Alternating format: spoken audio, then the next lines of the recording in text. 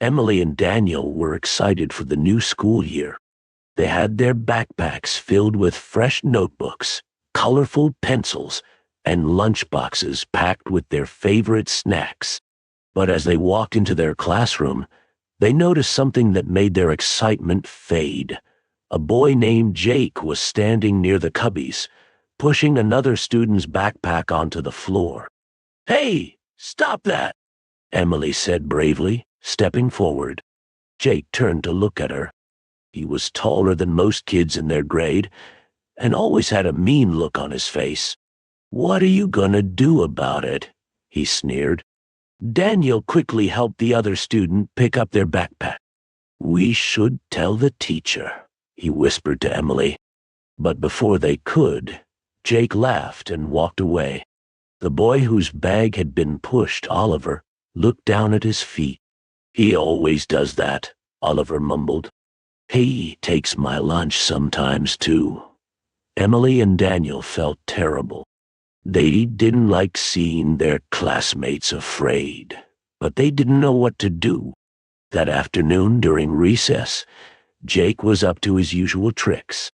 He walked over to a group of kids playing soccer and snatched the ball. "You want it? Come and get it," he teased, holding it high above his head. Daniel frowned. "Why does he do this?" Emily thought for a moment. Maybe he just likes being mean. But their teacher, Mrs. Carter, had overheard. She walked over and calmly said, "Sometimes people act mean because they have their own problems. It doesn't make it right, but it means there might be a reason." Emily and Daniel thought about what she said. That night at home, they told their parents about Jake. "Should we tell the principal?" Emily asked. Their mom nodded. "It's important to speak up when someone is hurting others, but maybe you can also try to understand him." The next day, Emily and Daniel noticed that Jake always sat alone at lunch. He never had much food, just a small sandwich with no snacks or drink. Emily gathered her courage and sat down across from him. "Hey, Jake," she said. Jake looked up, surprised. "What do you want?" "I just wanted to say that if you ever need anything, you can ask," she said kindly. Jake frowned. "I don't need anything from you." He grabbed his sandwich and left. Later that day, during reading time, their class had to write a short story about themselves. When Mrs. Carter collected the stories, she looked sad. "Class," she said gently, "one of our students wrote about feeling lonely and not having many friends. They feel angry all the time because of it. Can we all try to be a little kinder to everyone?" Emily and Daniel exchanged a glance. They knew exactly who wrote that. After school, they saw Jake walking home alone. Emily and Daniel hurried to catch up. "Hey, Jake," Daniel said. "Want to walk with us?"